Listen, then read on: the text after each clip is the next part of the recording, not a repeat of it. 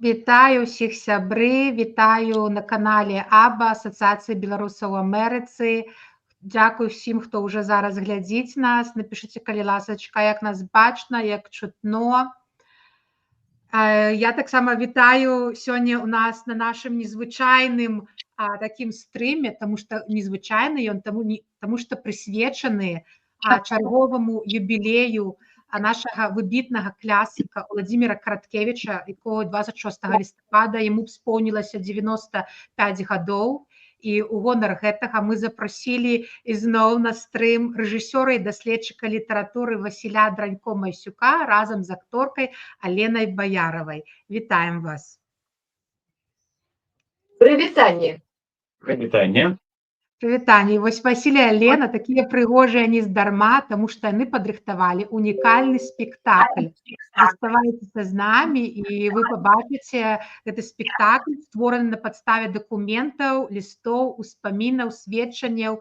Вы даведаецеся, як Караткевіч змагаўся з цэнзурай, каб надрукаваць свой першы гістарычны дэтэктыў «Дзікае паляванне караля Стаха», як ён настойваў, каб побачыў свет эпас «Каласы пад сярпом тваім», каго Караткевіч кахаў, з кім сябраваў. Заставайцеся на канале АБА, будзе сёння вельмі цікава, інтэрактыўна. Ну і слова нашым гасцям. Дзякуй вялікі, вельмі прыемна, што вы з намі. І наша сустрэча будзе праходзіць як бы ў двух актах, у двух дзеях. У першай дзеі мы прадстанем у вобразе такіх архівістаў, якія ведаюць усё пра ўсіх і асабліва пра Караткевіча. А ў другой дзеі мы працягваем прыгожа гаварыць ад імя Васіля і ад імя Алены. Ну, а пакуль што мы архівісты.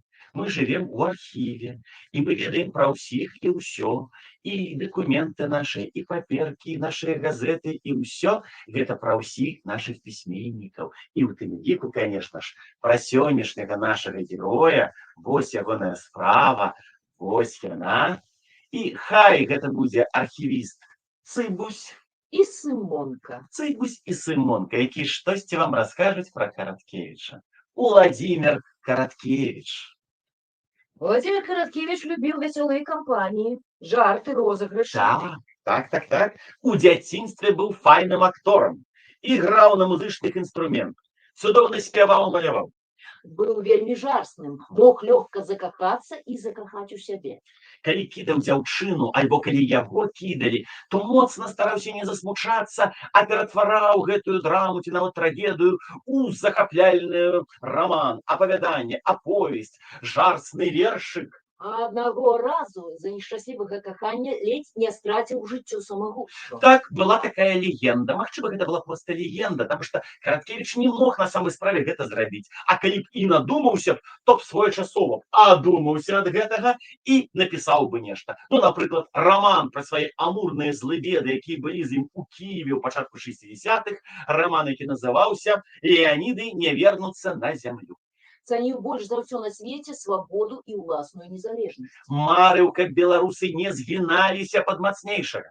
А яшчэ ён быў аматарам марцовага цёмнага піва, які ўмеў гатаваць такім адмысловым старадаўнім вялікакнязка-літоўскім рэцэпце. Так.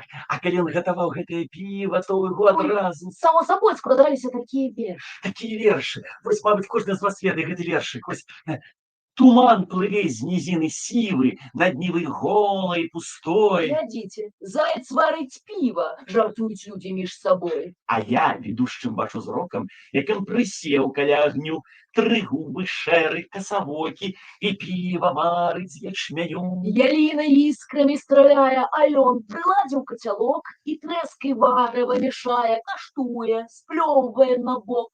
І піва заяц варыць густа, а на закуску бурачок. Трава, заячая капуста, галіна сінавых пучок. Зайчихай вып'юць памаленькай і дзеткам трошкі паднясуць. Пужлівым галаском таненькім «Цвіцела морква» завядуць.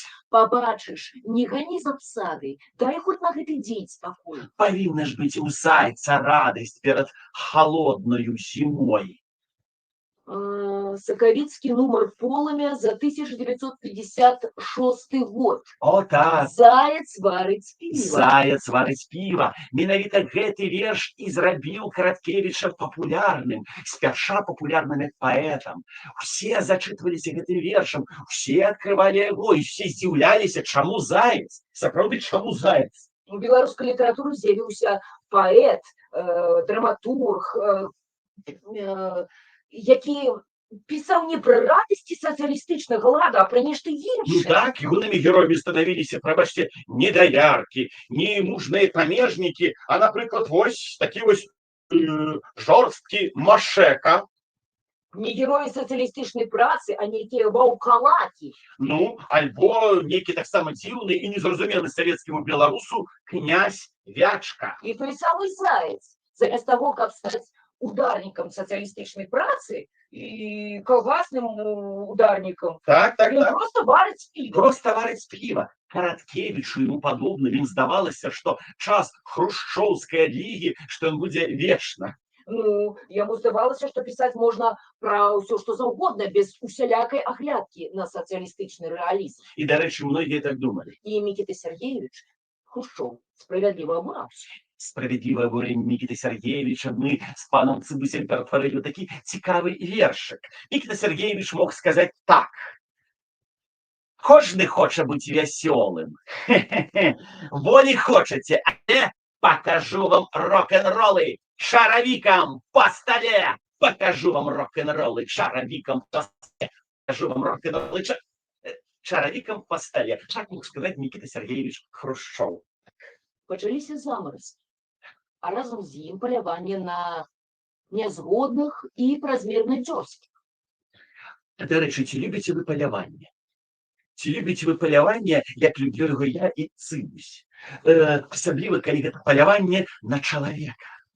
На дварэ верасень 1964 года. А ў 8-м... У 9 у 9-м нумары маладосці пачынае друкавацца новая аповесць Владзіміра Караткевіча «Дзікае паляванне караля Стаха», якой зачытваліся ўсе.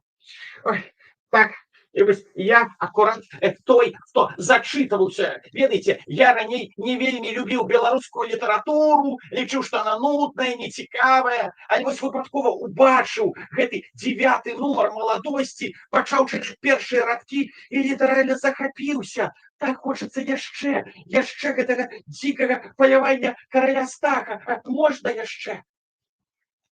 Ну, вось урывачак. Так, калі ласка. Нейкае неспакойнае пачуццё казала мне, што яно ўжо блізка. Я лёг на зямлю, прыціснуў да яе вуха і адчуў раўнамернае страсенне зямлі. Пачуўся пошчак капытоў. Збоку пушчы па пустках рухалася цёмная маса. Яна імчалася бязгутначна, быццам плыла ў паветры. У хвалях туману ясна вымалёўваліся сілуэты коннікаў. Я налічыў 20. 21 скакаў наперадзе. Коннікі прама як лялькі сядзелі на сядле, і ніводны гук не далягаў адтуль. Менавіта ў гэтым маўчанні і было самае жахлівае.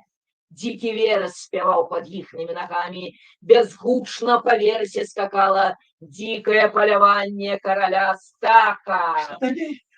Я не адразу зразумеў, што яны, блукаючы балотам, натрапілі на мой след і зараз ідуць па маю душу. Я сунуў руку ў кішэнь, і холодны пот выступіў на маім ілбе. Рэвальвера не было. Рэвальвера не было. Гэта канец, падумаў я, але здавацца не хацеў.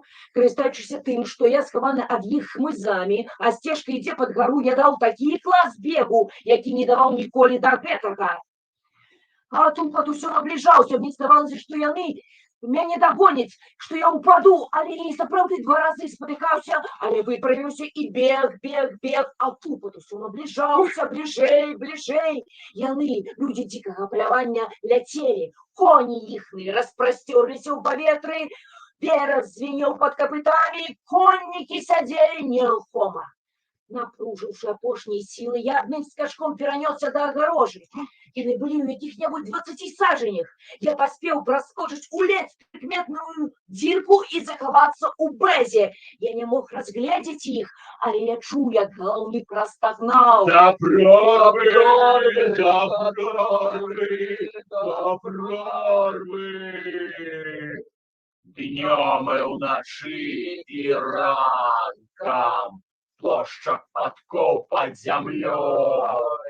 Гэта конные скачут архангелы по дорогах планеты моей. Бездумные падшие хижия, поусь на нимбах расте. Замес сумления дубинка и замес сердца костей. Замес сумления дубинка и замес сердца костей. Тихое полевание короля Стаха. Перший белорусский гістарычны дэтэктыў. Першы. Яго кралі з бібліятэк, выцягвалі з паштовых скрынь. Я пачаў пісваць маладосць, і 10-й нумар не дайшоў, яго скралі. Калі ласка, пані архівіста, прачытайце яшчэ, што было далей. Ну адкуль? Вы ж самі толькі што казалі, што кралі з паштовых скрынь, нават з архіваў. Што ці так вы ж толькі што мне яго чыталі? Прачытайце лепш рэцэнзію на дзікае паляванне ад нашага лепшага крытыка Якова Герцовіча, надрукаваную ў свежым нумары Савецкай Беларусі. Я хочу потом... Ну вось. Жаль, что автор забывает обязательное для искусства правило. Оригинальность не должна превращаться в оригинальничание. Фантазия неуправляемая, потерявшая руль суденышка, послушная всем ветрам. Автор по неопытности почти повторил сюжетную схему широко известного рассказа Конан Дойля «Собака Баскервилей». Такое эпигонство можно считать обычной литературщиной. И ввогуле не было таких шляхтицей у реальности. Не было таких героев. Все это жаль, Барты, это выдумка. Письменнику еще треба добро попрацаваць над своим твором. Ось. Древолі. Чаго чакаць ад гэтага чалавека? Калі ён і ў жыцці сябе паводзіць несамавіта, алкаголік. Алкоголик, так. А так само хобаль, залетник, это пияка, задира. Бедок, бабздыр несамавіты. Ушчэнт адарваны ад рэальнасці чалавек. Абсолютно. І пра гэта яму неаднаразова казалі. Ну, а ён што на гэта? Ён пляваць на ўсё гэта хацеў, ён казаў. І правда, пляваць хацеў так вот. Фу-фу-фу. І ён казаў наступнае. Мне пляваць, хто ёсць з кім. Я не ведаю, хто есть там в Министерстве культуры, у радах, комитетах. И я лепей буду выправляться у подорожья до своих сябров. Да паляўнічых з Хорска. Ага, да ксяндзоў з Лішнего и Пинска. Рыбакоў з Припяти і Дняпра. Змеяловаў з Подполоцка. Стваральных зорных карт з мира. Ха, органист из Рассону, что скажешь? Тесляроў з Давыдгарадка. Тесляроў з Давыдгарадка, ты хитрый жук. Тады тебе ткачи со Слуцку. Оба. Лялечніка з Віцебска. А мыловары з Подклецку возьми, закуси. Камяняроў з Бярозы. Камяняроў з Бярозы. А вот тебе гантаўнікі з-пад Мікашевічаў. Оба. Броварнікі з Крэва. Броварнікі з Крэва. А вот у мяне ганчары з Івянца. Саладоўнікаў з Салігорску. Саладоўнікаў з Салігорскага запрашаў. А вот тебе Каваліз Юрович. Муляраў з Гальшан. Бочкары са Столбцаў. Мініатурыстаў з Ушачаў. Драннікаў з Цераблічаў. Рагожнікаў са Здамічаў. А вот тебе мыловары з Нясвіжа. Козырные мыловары з Нясвіжа. На, что скажешь? Что? Стваральнікаў новой философской системы з вёскі Старая Мыш. А? Нічога, я еще адыграюся. Ай, толькі ўсёй працы ў іх было, што цягацца па корчмах, шынкарках, навакольных замках, калі гаспадара дома не было, піць Дняпро, як Дняпро п'е друдь, і цярбаніць на лютнях і кімвалах Песни, Тени боятся, собаку вещать, свиньи рыться в гної своим. а льву потребный колючий гуща, родный край и свобода у им. Нора у гэтай грамады быў дняпровы на вярсту 500 сажаняў зівіву. Так что ніколі не ведаеш, чаго ад іх чакаць. П'ем за тое, каб нам сярод розных лясоў не вішчаць, не дрыжаць, не крывіць. Бо ўсе мы тут не з гіен і не з псоў, бо мы сапраўднай крыві. Бо мы сапраўднай крыві нап'юцца, ды голыя ў Дняпро скачуць. Альбо купіць за 3 шэйгі плыт, усцягнуць на яго майно ды бочкі з божай слязою. Захопіць усіх дзяўчат з вясёлай слабады, ды сплывуць аж да Лоева. А мужам гарадскім хоць ваўком быць. І што яны, гэтыя мужы, маглі зрабіць? Но Бо верхаводзіў гэтай котлай. Гервасій Вылеваха, потомный дворянин, не быў святым монахам, умеў кахаць жанчын. Умеў кахаць жанчын. Як маючы Христовы, у 33 гады на ўсё гатовы, залётнік малады. Залётнік малады. І моц яго не слабла, і Вылеваха мог одной рукою д'ябла скруціць у момант рог. Скруціць у момант рог. І не баяўся войнаў, хваробы і цара, а родам быў з давойнаў, а сілу браў з Дняпра. А сілу браў з Дняпра. Гервасія ліхога, шануючы статут, да каралевы строгай, паклікалі на суд. Паклікалі на суд. Ой. Ты языком вырабляеш, як пушкай, нібы коня красамоўства запрог. Солнца жадаеш мне, чортова служка, змей-ошуканец и оторви рог. Мне говорили, что вечно ты пьяный, изневажаешь дзяўчат и жанчын, и забираешь спокою подданных, кары жадаешь, Люциферов сын. Пані правителька, радости мати, правду кажу, дай Бог, не глушу. Не, ты же не будешь бездумно карать и волей опьяненную душу. Не изневажаю жанчын, а шкадую. Пью не тому, что мне хочется пить, кроў мою в сэрцах, маланку сляпую. С гэткай крывёй же успокой не жить. Ты еретык, ты не веришь у Бога. Рай для тебе як анечы загон. Рай на зямлі, за порогом, за стогом. Рай на Дняпры, дзе пяе плытагон. Ах, волоцуга, ты певень юрливый, клёку не зная твоя голова. Будешь гореть ты у огни справедливым, гэтак тебе покарая церква. Добра, попелом стану тады, и легким рухом вольную волю заявею навек. Бачу сябе ты словом и духом веришь, не Господу, от человек. Так, веру. Из гэтай веры жадаю свет беларускі табе показать. Чары свайго прыдняпровскага краю, там где кахаць, а пасля паміраць. Бачу, ты умеешь салодкие словы, хоть и пияка, а розум здоровый, хоть и спадничник, але с головой. Добро. Показывай свет радостный свой. І кожную свою новую каханку Караткевич водил по областях, райцентрах Беларуси, всю Беларусь он обошел со своими цудоўными спадарнями. У пачатку 70-х у Караткевича был імклівы роман с одной молодой, наивной театральной актрисой. И яе ён называў Панна Бяровска. А сябе князь Владимир. У нашем архиве есть уникальная стенография. Запись телефонной размовы Владимира Караткевича и Панны Бяровски. Так вот, початок 70-х. Караткевич телефонує Панне Бяровсці. Караткевич. Не кажите, наоборот, кажите, не молчите, ясно, панна. Не примушайте покутывать раба Божьего князя Владимира от вашего молчания. Неужто наша вандровка отменяется? Пытальник и клич. Актриса, мяне? Короткевич, крышечку так напружена. Что вас? Два питання. Актриса, мяне на рэпетыцыю не адпускаюць. Трох кроп'яў. Вас на репетицию ці з репетиции? Вас, мабуть, з репетиції не випускають. Удокладняє Короткевич, задає питання і злегку сміється. А затем ще одне питання. Хто не відпускає? Актриса, наш режиссер Валерий Николаевич. Короткевич видихає.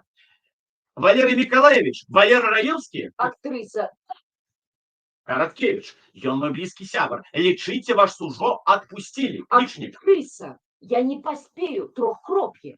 Короткевич, с легким таким, так само, нетерпением, что вы не поспеете? Актриса, собраться. Трох кроп'яў. Мне няма што адзець. Трох кроп'яў. Короткевич, ужо как устомленный гэтым трохкропьем. Дык проезжайте хоть в костюме Евы. У меня и у Цуме, и у Гуме знакомые загадчицы подберут вам наилепшие строи шмат клишников. Актриса, а у мяне трох кроп'яў. Короткевич, вельми раздражненно.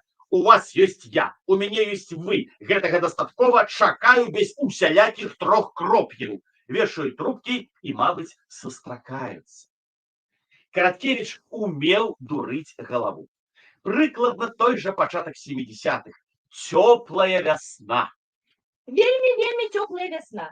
Я заканчивала Беларускі дзяржаўны універсітэт, філалагічны факультэт і запрасіла сваю лепшую сяброўку, якая асабліва не цікавілася беларускай літаратурай, на паэтычную вечаринку. Я сказала, что там будет выступать сам Короткевич, а яна потиснула только плечима и сказала: а мне что Короткевич, что Бородулин, что Розанов. И навошта я яе запросила? Пробачьте, что было далей? Далей. На пачатку вельмі падрабязна выступали розныя сябры і калегі, а затым выйшаў ён. Боже, які ён прыцягальны! А моя сяброўка на гэта сказала, што ён страшненькі, што ў яго, маўляў, вочы лупаты, фігура нязграбная. І навошта я яе запрасіла? Далей. Давай до справы. Далей. Спярша ён прачытаў урывак са свайго новага романа «Каласы па цярпом» сваім вось. Гэты, так? Так, что там за новый роман Короткевича? Это был страшный и тяжкий час.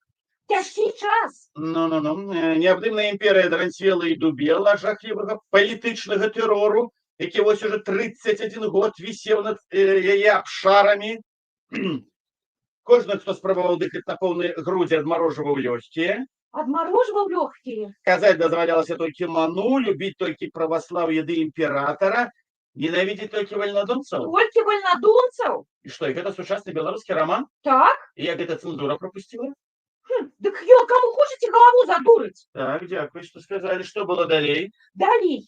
Вось, ён пасля прачытаў верш. Свой верш на беларусі Бог жыве, вось. Бог жыве? Так. Пачатку 70-х? Так. Так, чакайце. На Беларусі Бог жыве. Так, кажа мой просты народ. Тую правду сцвярджае раса ў траве. І адвечны зор карагод. Так, это пропаганда некая рэлігійнае цемрашэства. Так. У вас няма спісу, хто канкрэтна сцвярджаў, што Бог жыве? Які беларускі народ, не? Шкада. Так, ага, і тут у нас выразныя нацыяналістычныя ноткі. Гэты край раскрытых душ і дзвярэй. Гэты край твой дом і сабор. У нас 20 тысяч лишнім рэк, 11 тысяч азёр. І пра гэта кожны пяе салавей.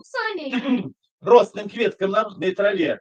На Беларусі Бог жыве, і няхай да веку жыве.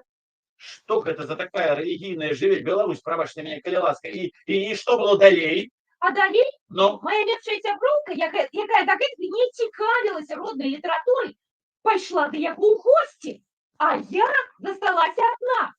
Ён нават на мяне не звярнуў увагі. Я не ведала, што беларускія пісьменнікі могуць быць такімі каварнымі. Яна пайшла да яго ў госці, а я ў інтэрнат рыхтавацца да заўтрашніх іспытаў. І навошта я яе запрасіла? А далей была кава, прыгатаваная па адмысловым старадаўнім великокнязька-літоўскім рэцэпце. І што нам для гэтага спатрэбіцца? Нам спатрэбіцца моцна абсмажаныя зярняты кавы. Зярняты кавы? Вода. Мёд. Карыца або мушкатовы арэх. Мушкатовы арэх? Так, мушкатовы арэх. насыпаем каву и цукор, Насыпаем, заливаем холодной водой, заливаем, так, ставим на повольный огонь. повольный огонь. Повольный Как огонь. кава поднялась и пеной. Кап кава піднялася пеною, доводим поволі, амаль до закипання, ось так доводьте, доводьте. Амаль до закипання, доводьте, доводьте, доводьте, так, Я не чудово. повинна утешить. Абсолютно не повинна утеши. А затем А затем осторожненько додаем ложку меду, воду, крыху специй, специи, скрылечек, вот таких вот лимон, такие маленькие скрылечек Ого. лимону, бось, и подаем, давайте, подаем горячее разом с цукатами. а далее Подалей, пьем каву, подлепшие оперные арии Михала Забейды Сумицкого. а далее А далей я поклаў далоні на твои плечи, прыцягнуў да сябе, прыціснуўся шчакою, схаваўся аблічча ў твоих волосах. Припавши головой до твоего плеча, я молчал. Мои руки обняли твою спину.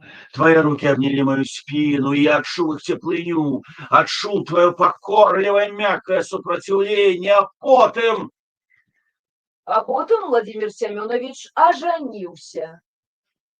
А и правда, так. Владимир Семенович оженился на отведем конкретно калі. Это у нас было 18 лютого 1971 года, и оженился ён з Валентиной Брониславной Никитиной, и больше не згадываю, кажет этот документ, больше не згадывал свою студентку. Валентина Брониславовна доглядала за им и сочила копьем крыль Божий, не пропустил в программе передач свои любимые мультфильмы. И он их вельми любил. А спит, Так, зверталася яна до яго. а спит, где глядеть свои мультфильмы. Караткевич хаваўся ад брэжнеўскай рэчаіснасці ў казках, мультфільмах. Так, и в той период я и сам написал немало казок, выдал некалькі дзіцячых кніг, якія дзецям вельмі падабаліся, і ён стаў сапраўдным казачнікам. І калі з вами гэта здарылася? Калі здарылася? Давно. Так давно, что тады на Беларусі повадзіліся чэрці. То есть пасяліўся адзін такі чорт у мяне і жыцця не даваў. І што ён рабіў? Што ён рабіў? Скідаў мяне ноччу з ложка, рабіў у хаце сапраўдны тарарам, з'ядаў пакінутыя ў печцы дранікі, а самае важнае, пад печкай, дзякуючы этому чорту, з'яўляліся нейкія крывавыя чырвоныя агеньчыкі, якія ніколі не прападалі. І што вы зрабілі? Ну а што я мог зрабіць? Што я мог зрабіць? Я стараўся пазбавіцца ад гэтага чорта, але нічога не атрымлівалася. Я і так і гэтак спрабаваў, але нічога. Я быў вымушаны сабраць свае манаткі, стварыць рэку ў дарогу і адправіцца кудысьці далёка-далёка. Але толькі я выйшаў за парог сваёй хаты, як бачу, па нашай вёсцы тупае мядзведзь, побач з ім павадыр. Яны проста каля маёй хаты невялікі пляц, пачалі для дзяцей паказваць спектакль. Мішка цукеркамі жангліруе, фаер-шоу круціць, а павадыр усё спявае, путу-путу, у мясе мішка ступу, уступил перамешку, цукерки и орешки, спевая, радуется, на руках ходит, дети смеются, у ладки пляшут, всем весело. І ви їх пустили у хату? Ну так, как вы здогадались. А сапраўдовец вярнуўся до мяне, попросіўся, каб зайти до мяне ў хату. Я, правда, спярша адмовіў. Чаму? Ну что, забыли. У меня чорт у хаце, жыцця нікому не даваў. Кого можно запросить в хату, калі там... Ну добре, я все памятаю, спокойно, давайте далее. Ну да, уговорили они меня, пустил я в хату, попередил про чорта, они посмеялись из меня. Правда, когда я сказал, что у меня есть рэпа, яку я себе у дорогу сготовал, так они нават обрадовались и застались там ночевать. Ну, які ви уговорливі, а? Ну, як усе белорусы. Ну, а далее наступила ночь, и кожному почали сниться рознокольоровые сны, так? Ну так. Пачалі сніцца рознакаляровыя сны, толькі яны чорту не сніліся, які хацелі зноў зрабіць некае паскудства і быў вельмі галодны. Хочу есть, я хочу пить, голову усім дурить. Ну, от менавіта так ён і казаў. І як толькі чот захацеў грызануць рэку, як спатыкнуўся аб мядзведзя. Медведь раззлаваўся, за хвост чорта схапіў, а там ужо і правадыр праснуўся. Стаять ты, затрыманы, будзеш нам аддаваць, жыць замінаць мы цябе у тое ж мгненне у цырк дзяржаўны здамо. Стойте, почекайте, який цирк, який державний цирк? Ви ж помилилися, я не чорт, я господар, не треба мені в цирк, не треба здавати. Коні ласка, не чапайте мене, коні ласка! Чого так не полохайся? Гэта ж такі жарт тэрапеўтычны. У казках все заканчивается добра, чорта выгнали. Гэты скарб, які мігаў з-пад печкі, забралі. Все скончылася добра, як і павінна заканчивацца ў казках. У казках, конечно, все заканчивалось счастливо. Але за весной полной надеи у Короткевича наступая лето. Лето холодное и полное расчарования. Лето другой половы 70-х, первой половы 80-х годов.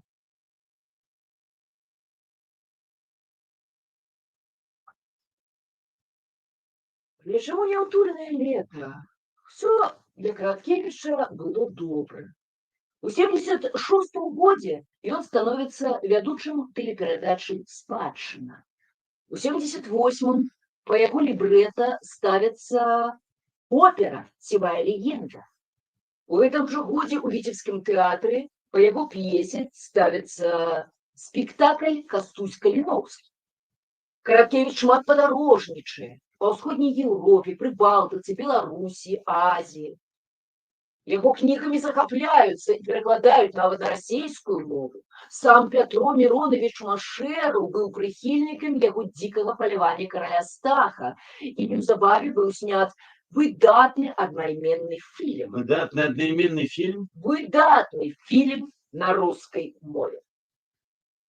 А самое важное? А самое важное, что Владимиру Семеновичу на 50-годзе быў уручаны орден дружбы народаў за яго плённую дзейнасць на карысць беларускага савецкага народа. Капают слезы, слезы, слезы, слезы. Пятница, 16 снежня 1977 года, помирала маці Короткевича Надея. Капают слезы зусім, як калісь, калісь, калісь. У конце траўня 1978 Короткевич ледзь не загінуў, сарваўшыся з гары Карадах.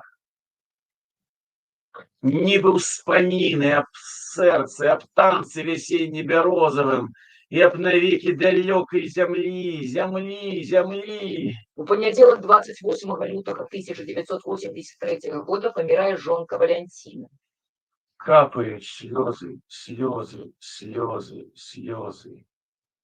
Сам же Короткевич ужо больш часу праводзіць у шпіталях і больніцах, а не ў вандроўках і романтычных падарожжах. От, закрытая черепно-мозговая травма и субарахноидальное кровоизлитие. Обострение хроничного холециститу и гепатиту, атеросклероз мозговых артерий с церебральными пароксизмами, цирроз печени и печёночная кома. Межволі задумаешься про смерть. Смерть. Вядомая жанчына. Без прычыны прэцца ў двор. Не патрэбна ёй прычына. З'явіцца, і ты памёр. Прыйдзе есці не папросіць, і слязаю не сляза, смерць касой сваёю косіць, вельмі гострая коса. А ніякіх лішніх слоў, вельмі простенькі прыпеў. Смерть мацней за королёў. Смерть мацней за королев. Короткевич не толькі не любіў смерці, ён ёй змагаўся у вершах, п'есах, у жыцці. І нават пасля таго, як ён памёр 25 ліпеня 84 года, то і тады не кідаў свайго змагання. Твоё жыццё я забяру і памяць. Ты не палохайся. Твоё жыццё саму сябе, сваёй крыві і спаліць, як той казаў, падволчае быццё. Каб я палохаўся, ну что за клопат? Сказать пустое здумала, кума. Ёсць ува мне ад пятак і да лоба ўсё, што хочаш, страху там няма. Ну, добра, што ад страху не зайшлася твоя душа, не страціла чуццё. Сыграй са мною в шахматы на шчасце. І, можа, выйграеш сваё жыццё. Як на нейкім жудасным вяселлі. Лёсы жонку выбрали бяду, За шахматную дошку двое сели. дэбют абдумваючы на хаду. Караткевич зрабіў немагчымае. Ён абыграў смерць. Ён абыграў смерць, і ён хацеў, каб у гэтых романтычных гісторыях дапамагалі людзям змагацца з нашай брежневскай рэальнасцю. Так, ён абыграў смерць і здолеў зрабіць так, наш герой здолеў зрабіць так, што сам вярнуўся з нябыту і вярнуў з нябыту многіх беларусаў. А нашыя суайчыннікі, магчыма, гэта гучыць занадта казачна, так? Так, Магчыма, гучыць занадта казачна, але ж Караткевіч быў вялікім казачнікам. Ён мог рабіць незвычайнае, ён мог рабіць нечаканае. Ён, магчыма, быў сам тым Гервасіем Валівахам. І самае галоўнае ў гэтай казцы, што ён зрабіў тое, што многія нашыя суайчыннікі, якія, здавалася, і думаць не думалі пра тое, каб вяртацца да нацыянальнай свядомасці, вяртацца да беларушчыны, яны вярталіся да яе, дзякуючы вытворам, дзякуючы дзікаму паляванню караля Стаха, дзякуючы ладзі роспачы, дзе было нечаканае, дзе саму смерць герой абыграў. Яны вярталіся, бо не хацелі быць, нарэшце, не хацелі быць вінцікамі ў сістэме, вярталіся і пыталі. дзе мой край?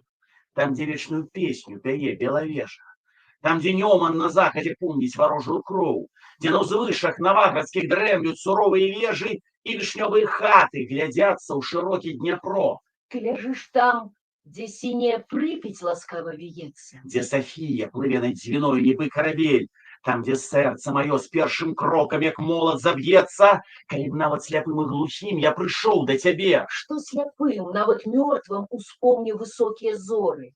Над ракою чырвоны і цьмяны палёт кажаноў. Белы ветразь на сініх, на гордых, як мора, азёрах, і бары акіяны, і неба разлівы ільноў. Дзе мой край? Там, дзе людзі ніколі не будуць рабамі, што за полюўку носіць ярмо ў безнадзейнай турме, дзе асілкі хлапцы маладымі ўзрастаюць дубамі, а мужчыны як скалы. Ударыш, і зломіцца меч. Дзе мой край? Там, дзе мудрыя продкі ў хвоях паснулі, дзе жанчына як радасны сон у стагах на зары, а дзяўчата як дождж залаты. А сівыя матулі, як жнів'ё з павуціннем, і добрае сонца ў гары. Там звіняць неўміручыя песні на поўныя грудзі. Там гучыць моя мова, булатны клінок, тая гордая мова, якую тады не забудзем, калі сонца з зямлёю ў апошняй замроецца змрок. Ты наш край, ты чырвоная груша над дзедаўскім домам, лістападаўскіх знічых густых фасфарычная раць. Ты наш сцяг, што нікому на свеце, нікому не дамо абсмяяць, апаганіць, забыць і мячом зваяваць. Мы клянёмся табе, баразной сваёй першай на полі. І апошняй раллёй, на якую падзём у журбе. Мы клянёмся табе, што ніколі. Так, ніколі не кінем цябе. Не кінем цябе. Наш герой зрабіў суд, наш герой зрабіў сапраўдную казку. А самае галоўнае, хочацца верыць, што, вызваліўшы з нябыту ўсіх добрых беларусаў, усіх нашых цудоўных дзеячаў, ён кінуў нябыт усіх тых, хто любіў рабіць дзікія паляванні на нашых беларусаў. Ён умеў гэта рабіць. Владимир Караткевич наш любимый письменник. И у нас начинается другая идея. Только что мы были в архиве, были два архивисты, якія цяжка было зразумець, што гэта за архівісты. Ці яны любяць Караткевіча, ці не любяць, ці яны палююць за ім, ці не палююць. Архівісты яны такія. Цяжка зразумець, ён за чорнае, ці ён за белае. Яму галоўнае гэта архіў. Нам з Аленай галоўнае зразумець, якім быў Караткевіч. Мы сапраўды шмат чыталі пра яго розных розныя ўспаміны, лісты, дакументы і ў нацыянальнай бібліятэцы, і ў архіве. І ў нас вымаляваўся такі вобраз. Караткевіч сапраўды быў чалавекам вельмі смелым. Ён жыў у часы Савецкага Саюза. Савецкі Саюз гэта была тая з'ява, часам таталітарная, часам быццам з ноткамі лёгкай аўтарытарнасці, як пры раннім Мікіце Сергеевичы Хрушчове. Але гэта была з'ява вечная, адгароджаная дротам, і дзе былі строгія правілы, пра што пісаць, як пісаць, што казаць, а што рабіць, а што не рабіць. Правілы былі жалезабетонныя. І Караткевіч пасля Другой сусветнай быў адзін з тых немногіх нашых творцаў, хто парушаў гэтыя правілы. І нават калі ад усіх патрабавалася скласці хаця б 1 ці 2, а то лепей 10 вершаў пра Леніна, Владимир Семенович склаў такі верш у 60-м годзе, назваў яго «Ленін калыша дзіця». І ў гэтай вершы ні слова не было пра Леніна. Быў нейкі дзіўны падарожнік, а ў Караткевіча шмат вандроўнікаў, які зайшоў у хату, пакалыхаў гэтае дзіця, вось, натхніў яго, каб дзіця было моцным, вось, вядомым, вот, і зышоў. І там не сказана, Ленін гэта ці не Ленін. Ну, ён быццам быў у кепцы, але ці мала хто не хадзіў у кепцы ў нашы часы. І Вацлаў Ластоўскі любіў хадзіць у кепцы, і Якуб Колас любіў хадзіць у кепцы. Можа, гэта быў Якуб Колас, любімы пісьменнік і настаўнік Караткевіча, па якога Караткевіч шмат натхняўся і ў творчасці, і ў жыцці. Караткевіч парушаў правілы. У наш сцэнар не ўвайшла тая вельмі важная тэма, што калі ў канцы 60-х гадоў Владимир Семенович чарговы раз адправіўся ў вандроўку, і на гэты раз гэта была вандроўка па Палессю. І з ім разам быў фотограф Валентин Жданович, з ім разам быў малады таленавіты фотограф і таленавіты гісторык Зянон Пазняк. І яны ад Мазыра на параходзе плылі ось, да Турова, да гарадка, і далей Караткевіч далей пашыбаваў да Брэста, то ён, апублікаваўшы гэты свой эсэй пад назвай «Званы ў прадонні азёр», ён напісаў не пра светлую БССРаўскую рэальнасць канца 60-х. Ён напісаў не пра тое, якія ў нас цудоўныя калгасы, саўгасы, якія ў нас файныя партыйныя работнікі, як у нас развіваецца сельская гаспадарка. Не. Ён напісаў там пра тое, што ператварыўся Тураў. Што Тураў калісьці быў сэрцам, сталіцай Тураўскае княства, што цяпер это проста нейкая шэрая вёска. Ён напісаў пра тое, што ў гарадах і мястэчках моладзь забывае свае народныя песні і пачынае спяваць такую хіт-лада, і ўсё нацыянальнае адмятаецца. Ён звяртаў увагу на тое, як улады знішчаюць помнікі архітэктуры. Ён напісаў пра тое, як улады знішчаюць нашу прыроду з-за меліярацыі. І от першым выразна у дзяржаўным друку, а выйшла гэта ў часопісе «Беларусь», гэта, не «Беларусь», прабачце, у часопісе «Маладосць», гэта напісаў Караткевіч, і ён не баяўся. Это зараз можна разумець, а што там баяцца? Праз нейкі час, там праз 20 з нечым гадоў Савецкі Саюз ляснецца. Не. В 69-м годзе, калі это ўсё выйшла, здавалася, што Савецкі Саюз будзе вечным. І калі ты такое напішаш, то цябе будзе чакаць пакаранне. І Караткевіч займеў вельмі шмат шпілек ад крытыкаў. Мы вам тут зачытывалі цытаты ад Якова Герцовіча. Это быў адзін з самых непрыемных, шкодных, злых і паскудных, не пабаюся гэтага слова, крытыкаў у беларускай літаратуры. Таму што ён, у адрозненне ад іншых, займаўся не тым, што хацеў дапамагчы пісьменніку. Не, ён заўсёды выконваў партыйныя заданні. І калі трэба было упусціць Міхася Стральцова, кусаў маладога Міхася Стральцова. Калі трэба было размазаць маладога Васіля Быкова, ён рабіў гэта з вялікай радасцю.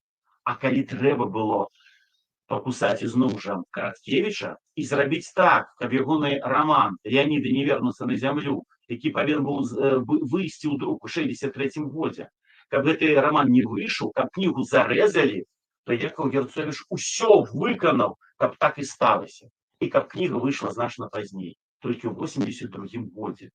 І дзіўна, што пазней Якаў Герцовіч у пачатку 70-х скардзіўся, што яго забываюць, з ім не хочуць сябраваць. Ён многім рабіў страшныя нервы. Ён многіх ламаў, гэты Якаў Герцовіч. І не ён адзін. На Караткевіча сапраўдны было, можна сказаць, таксама нейкае дзікае паляванне. Калі ў яго выйшла першая кніга «Матчына душа» ў 59 годзе, калі выйшла другая кніга «Вечерние ветразі». Многія забытыя сёння крытыкі, да і Герцович жа забыты. А быў такі Іван Кудраўцаў, напрыклад, былі яшчэ шэраг прозвішчаў, якія нічога нам не скажуць, яны накідваліся на Караткевіча і гаварылі, што яго творы далёкія ад пытанняў сучаснасці. Говорили про то, что он пишет, не цікаво сучасному молодому советскому человеку, что его мова архаичная, что он ввогуле працуе не по тых правилах, по якіх трэба працаваць. И калі ў 63 годзе он хотел выдать книгу «Леонида не вернуться до земли», то он спознал и яшчэ один вельмі такі, сумны момент. 63 год был вельмі для нас небяспечным. Потому что нагадаю, что той самый Никита Сергеевич Хрушчов, які зрабіў адліў, той самы Никита Сергеевич Хрушчов, про якім Владимир Семенович мог апублікаваць не верш про якого-нибудь подпольшчыка, а про зайца, які варыць піва, той самы Владимир Сергеевич Хрушчов, про якім і Быкаў пачаў пісаць свае выдатныя творы про вайну, і Ян Кабрылі, многія іншыя, про якім людзі пачалі выходзіць з гулага, про якім пачалося як быццам бы нешта новае, свежае.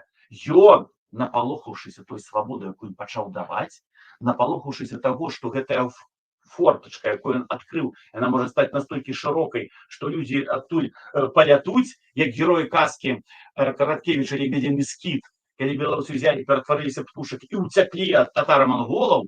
Напалохаўшыся гэтага, Никита Сергеевич в 1963 годзе сказаў, што не забывайте про метод сацыялістычнага рэалізму і не забывайте самое важное, что вы там лаете Сталина, але я вам скажу, что не ўсё было кепскае пры Сталіне.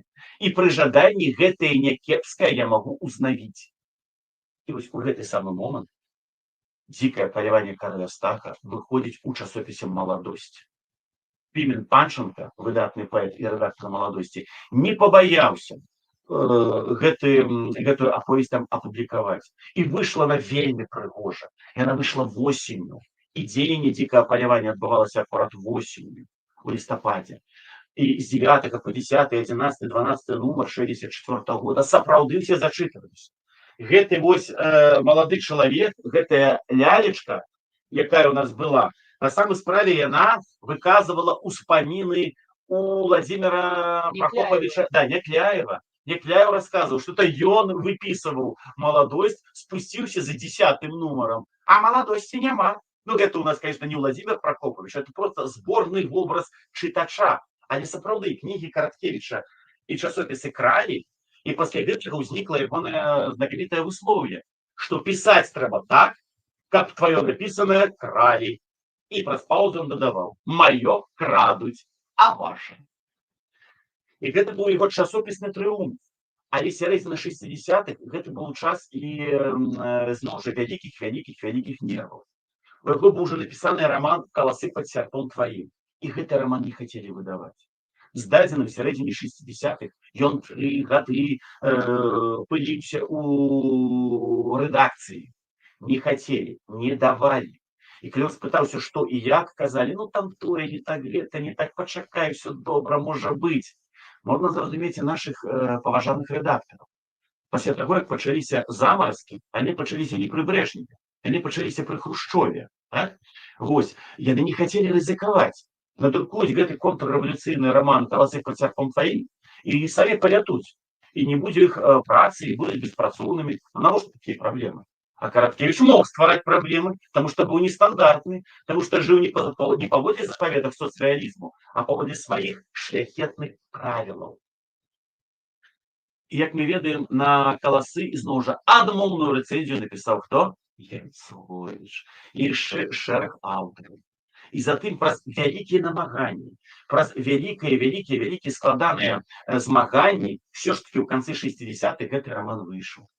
І выйшаў дзякуючы хітрасці, таму што яму сказалі: «Не скароціш, не зробіш так і гэтак, не будзе романа». І Караткевіч, як мы ведаем, пачаў парціцца, все, тады не трэба нічога. Не, дзякуй Богу, што у яго, як і ў Гервасі Валівахі, былі сябры. У яго быў сябра і Рыгор Барадулін, у яго быў сябра і Адам Мальдзіс, у яго шмат хто быў, і яны селі і пачалі ему дапамагаць. І казалі: «Будзь хітрым, падманывай, Выкинь нешта другараднае, пакінь галоўнае, пакажы, што ты не такое выкінуў, а пасля мы назад все это ўставім штосьці. А што не ўставім, можа, ты зробіш нават нейкі лепшы варыянт. Бо ты ж пішаш заўсёды як бы начыста, без чарнавікоў, яшчэ раз прайдзіся, палепш. І стала толькі лепш. Роман стаў больш дынамічным.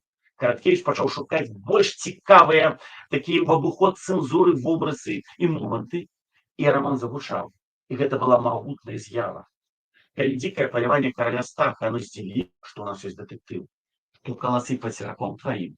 Першы ў гісторыі беларускай літаратуры роман, дзе героямі выступілі не сяляне, не пролетарыят, не партыйныя работнікі, а шляхта, беларускамоўная арыстакратыя, якая марыць толькі пра тое, каб вызваліцца з лапу расійскай імперыі, зрабіць паўстанне. Мы памятаем паўстанне 1863 года.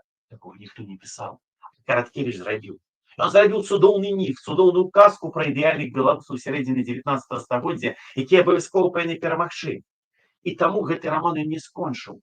Таму што калі вы его пыталіся, калі працяг, вы давялі свой роман толькі вось да паўстання і далей. І калі ў Караткевіча быў добры настрой, ён казаў, ну, напишу, вось пишу, все нормально. А калі быў кепскі настрой, ён мог сказаць таму чалавеку, што не пытаеш. А ты хіба не ведаеш, што мои героі павінны загінуць? Ты хочаш, каб я сваіх герояў павесіў? Ты хочаш, каб я сваіх герояў забіў? Ты гэтага хочаш?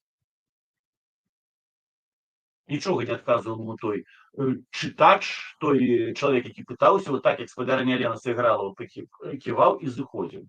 Затым была цудоўная містыфікацыя, калі здавалася, што вось у Караткевіча ёсць ужо скончаны роман, але калі трэба было воздаваць у друк, то яго таемным чынам нейкія злодзеі у 82 годзе выкралі з яго кватэры на вуліцы Карла Маркса. Нічога больш злодзеям не трэба было, ні грошай, нічога. Роман! І вось яны гэта зрабілі. Таму роман застаўся не проста не скончаны, ён застаўся на шчаслівым шматкроп'і. І, мабыць, цяпер варта, як цудоўны рэжысёр Таранціна, які таленавіта можна перапісваць гісторыю і ў адным з сваіх фільмаў нават забіваць Гітлера. Можна таленавіта і нам пагуляцца ў сваю гісторыю і зрабіць так, што мы сапраўды пераможцы. Бо гэта рабіў Караткевіч. А далей, в сярэдзіне 70-х, ён, дзякуючы перакладчыцы Валентине Міканоровны Шчадрыной, выдаў яго і на расійскай мове. А ў значэнні Савецкага Саюза, калі твой роман пра мужных беларусаў, арыстакратаў, якія змагаюцца супраць расійскай імперыі, выдадзены ў Маскве, яго чытае вся Расія, і все чытачы, якія ведаюць расійскую мову па ўсім Савецкім Саюзе, это праўдзівая перамога беларусаў. І хаця не хацелі зноў выдаваць па-расейску, і хаця зноў была вялікая вайна ў пачатку 70-х, і адзін за другім расійскія гісторыкі казалі, што не было такіх беларускіх арыстакратаў, не было такога абраду дзядзькавання, калі нейкі шляхціц арыстакрат мог аддаць сваё дзіця на 3 гады на выхаванне селяніну, затым забраць, што ўсё это няправда. Але і ўжо Караткевіч нават апусціў рукі, кажа, ай, ўсё. Але ягоная новая сяброўка Валентина Міканоровна Шчадрына, якая з пачатку 70-х пераклала ўсе яго наступныя творы, яна не здавалася. Яна пайшла да Міколы Улашчыка, беларускага гісторыка, ахвяры сталінскага тэрору, які ў 30-е і 40-е гады сядзеў у ГУЛАГу, які пасля гэтага вярнуўся да навуковай дзейнасці, спецыялізаваўся на 19 стагоддзі і жыў у Маскве. І ён напісаў такую рэцэнзію станоўчую, такую магутную рэч, што гэты роман выйшаў і па-расейску, і імя Караткевіча загучала на ўвесь Савецкі Саюз. Яго ведалі і любілі. Яго ведалі не толькі в Савецкім Саюзе, і, безумоўна, не толькі ў Беларусі. Яго любілі ў Чэхіі, яго любілі моцна ва Ўкраіне, з якой быў звязаны проста і вучобай, і сяброўствам, і ўсім. Яго любілі і ў Польшчы, і ў Румыніі. Гэта быў чалавек, якога немагчыма было не любіць. І яго любім мы будзем яго чытаць, мы будзем ствараць па яго творах новыя казкі, падкасты, мультфільмы, фільмы і натхняцца ім. Таму што гэта той чалавек, які выведзе нас чарговы раз з таго небыту, з таго пекла, у якім, магчыма, мы знаходзімся. Караткевіч наша выратаванне. І я ўсіх віншую з 95-годдзем. 26 лістапада будзем святкаваць. Это вельмі важны чалавек. Дзякую вам за ўвагу. З вами была цудоўная спадарыня Алена. Была, дзякуй, і спадар Васіль. Ранько Майсюк, Дякую. режиссер и литературы. Дзякую, Алена, дзякую, Васіль. Гэта было вельмі цікава. Вы, напэўна, не бачылі, у нас тут увесь час тут каментары былі вам, што і цудоўна, і цікава, і мы ўжо абмеркавалі, у каго якой любімы твор Уладзіміра Караткевіча. Да. І ўсе здагадваліся адразу, па выразах пісалі, з якога гэта твора, так што у нас таксама быў свой актыўны чацік. Сябры, ну у нас яшчэ ёсць літаральна час, і калі косці ёсць нейкія пытанні, напішыце ў чаціку, пакуль я тут балбачу, і можна яшчэ будзе задаць пытанні гэтыя. Мне, дарэчы, маё ёсць пытанне. Вось раз у нас так спектакль называўся «Жарсці Караткевіча», я літаральна з месяц таму у стужцы Фейсбука пабачыла допіс, дзе вось там абмяркоўвалі, як Караткевіч апісваў стасункі ў сваіх творах. І вось да такога абмеркавання жанчыны прыйшлі ў каментарах, і вось у гэтым допісе, што тым факт, што Караткевіч быў такі Дон Жуан, гэта нейкі міт, таму што так як ён апісвае жанчын, як апісвае стасункі, як апісвае секс, не падобна, што ён вось мог там з гэтым сутыкацца ў жыцці. Вось штось вы думаеце, правда, што ён такі быў Дон Жуан ці не? Я скажу просто, что я сама не ведала, однойчы купила книгу, Василий у нас ставил спектакль. Я кажу, купила старую, ну, по-российскую книгу «Дикое полевание короля Стаха». А он таки, перекладишь Чедрыной? Я кажу, так, а что ты перекладчика уведаешь? И он каже, так это ж моя бабуля. Так что его бабуля, это Валентина Никаноровна Щедрина, якая допомогла Караткевичу, працювала в Москве и переклала все его книги. Ось, дякую. Да. Дякую. От, але не былі сябры, былі толькі сябры, сапраўды, яны адна аднаму дапамагалі. А наконт амурных прыгодаў Караткевіча, глядзіце, калі казаць аб'ектыўна, то я думаю, што ў 50-е гады ў яго маглі быць раманы, і ён быў такі хлопец вельмі жывы, вясёлы, абаяльны, з ім было цікава, так?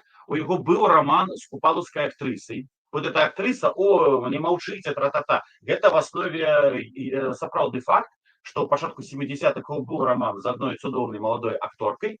Притым гэты самы час ён уже ці ажаніўся з Валентинай Браниславнай, ці вось павінен быў ажаніцца, але забыл сказать про этой актрисе. Ну, бывает, забываешь, з головы вылет, всякое здараецца, так?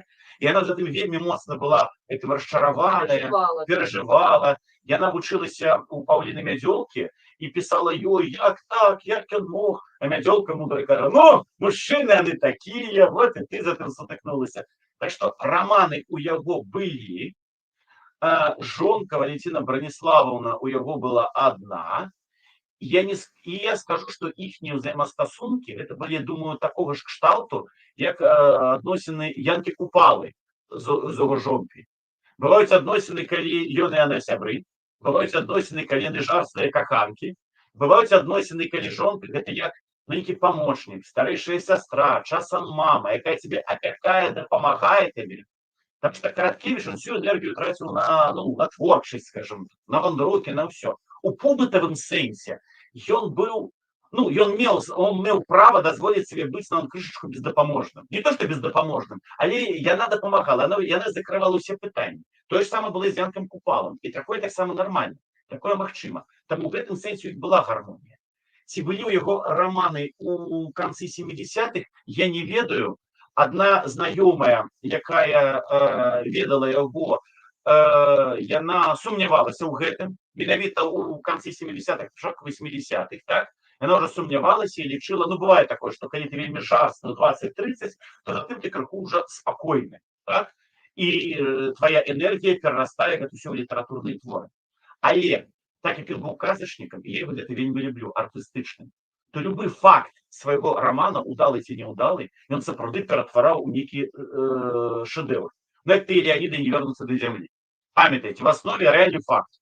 Ён вучыўся ў Москве на сцэнарных курсах, а перад гэтым на літаратурных курсах. Была там такая Молева, выкладчыца гісторыі мастацтваў, на 4 гады старэйшая.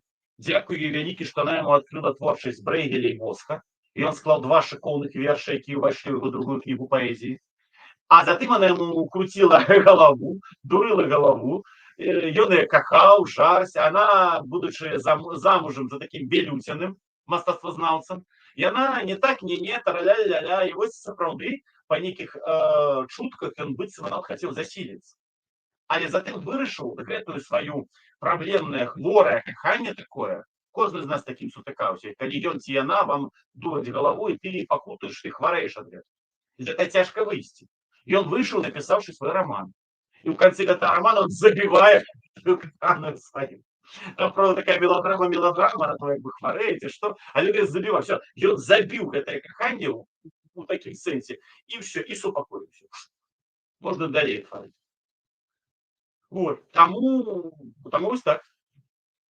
Так, дзякуй за адказ. Гляджу, што у нас новых пытанняў не з'явілася, таму, напэўна, будзем развітвацца. Сябры, заставайцеся, калі вам бяспечна, падпісвайцеся на канал Аба. Таксама прагартайце нашы відэо. У нас ёсць вельмі цікавая рубрыка «Літаратура і кава», у якой можна паглядзець сустрэчы з пісьменнікамі. Таксама ёсць дзве лекцыі Васіля, цудоўнейшай, і пра Караткевіча, і да ночы расстраляных паэтаў. Вось, дзякуй, Васіль, дзякуй, Алена. З вами была Воля Броман, канал Асацыяцыі беларусаў у Амерыцы. Дзякуй вялікі, запрашайце яшчэ. Караткевіч з намі, з 95-годдзям. Ура! До побачення! Пакуль. Ура! Жыве Белліт, всім да пабачэння.